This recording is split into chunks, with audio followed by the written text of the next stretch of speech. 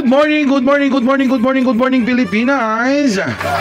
Ayan na, welcome na naman po sa isa na naman nating reaction video na kung saan mga kababayan, meron ho tayong good news. Good news to mga kapatid. Pero bago ang lahat, pasensya naman kung mga ilang araw ho tayong hindi nakapag-upload ng mga videos. Gawa nga po ng alam nyo naman mga kapatid, malapit na po. Malapit na pong lumabas, okay, yung isa na namang magiging loyalista ng mga Marcoses.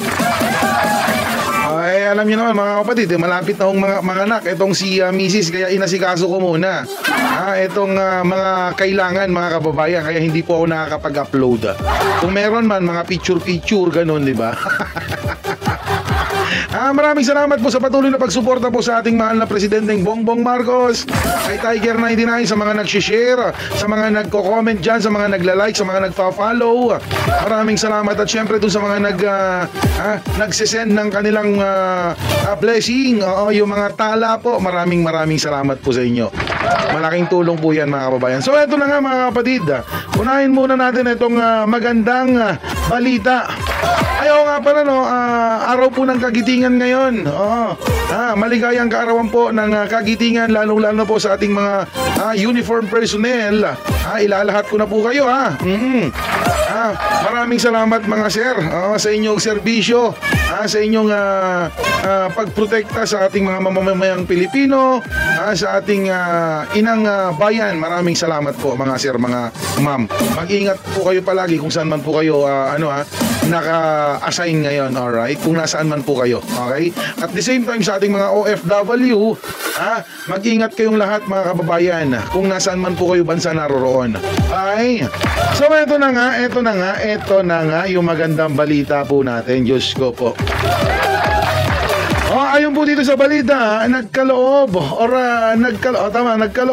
ng Australia ang Australia government ng 34 milyong pisong halaga ng drones at training para sa mga Philippine Coast Guard ngayong araw, Abril 8 sa Mariveles, Bataan.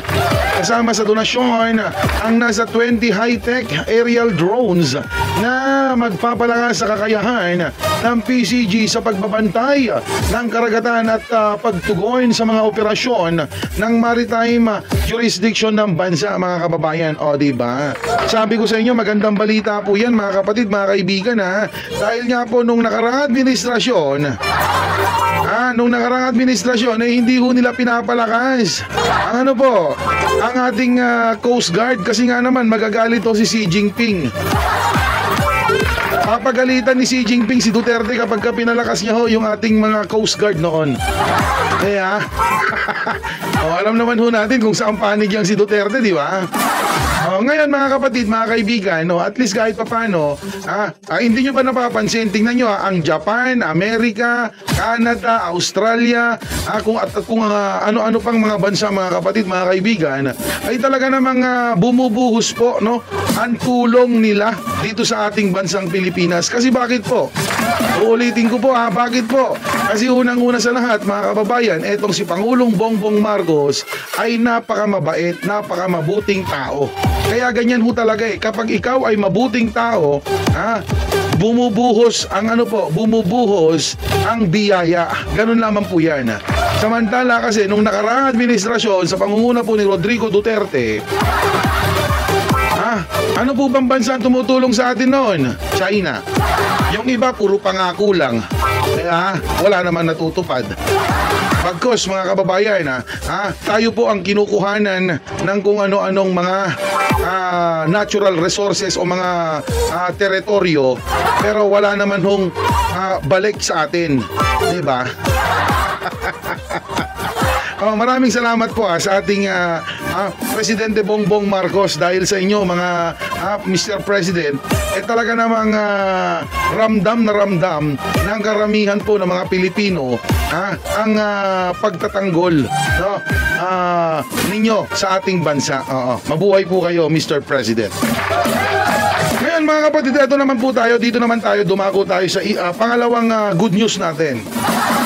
Maalala nyo po ba itong si Attorney Lambino? or Raul Lambino, mga kababayan, ay na tumatakbo po ngayon bilang senador under PDP laban na nagpakalat po ng fake news. Ito po mga kapatid. Ang sabi dito, NBank ng Korte Suprema pinagkukomento si Attorney Raul Lambino kung bakit hindi ito dapat patawan ng kasong administratibo. Matapos magpakalat, mga kababayan, magpakalat ng fake news hinggil sa umano'y paglabas ng kataas-taasang hukuman ng temporary restraining order laban sa pag-aresto kay dating Pangulong Rodrigo Duterte Pangulong Duterte noong Marso 11. Ayon sa Korte Suprema, 10 araw ang kanilang binigay na palugit kay Lambino. Mga kababayan, di ba nga etong si Lambino nga ang nagsabi noon na ipakalat nyo na, okay? Good news po ito. Hindi nila madadala etong si Pangulong Duterte sa The Hague. Kasi nga, lumabas na or granted ang TRO. Granted daw po ang TRO. Yan po yung sinabi nitong si Lambino, Attorney Lambino. Di ba? Pero yun naman pala, mga kababayan, hindi naman po pala granted. Denied po. Pero ang sinasabi niya, granted, mga kababayan. Tingnan nyo. Tumatakbong senador yan. Isang abogado yan. Pero nagpi-fake news po. Diba? Kaya dapat lang talaga, mga kapatid, na mabigyan ho sana ng sanksyon etong mga taong mga ganito. Ilalahat ko na. Lahat po sana ng mga fake news maker or peddlers, dapat ho mabigyan talaga ng sanksyon. Kasi mga kababayan, hindi po nakakatuwa ang kanilang mga ginagawa. Okay? So ayan 10 araw ang ibinibigay po na palugit dito kay Attorney Lambino para magkomento. Ngayon, mga kapatid, sana naman ho may maglakas loob na magsampa ho ng kaso laban dito kay Lambino. Or ibig ko sabihin, yung ipawalang bisa yung kanyang pagiging abogado. Kasi hindi ho maganda isa kang abogado tapos nami-make news ka. Diba? Para ka sa katotohanan pero nami-make news ka. Ulitin natin. Etong si Secretary Larry Gadon, natanggalan ng lisensya sa pagkaabogasya dahil lang po sa kanyang pagmumura. Okay? Pero etong si Attorney Lambino, hahayaan lang natin to? Nataglayin niya yung titulo niyang abogado na nagpapakalat ho ng fake news. Parang napaka-unfair naman po ata yan, di ba? Kayo po, mga kababayan, ano pong masasabi ninyo dito sa ating mga binasa ngayon? Comment down below and please follow, like, and share for more, mga kapatid. Okay, again, this is your DJ host, Tiger99, signing off po muna. Paalam.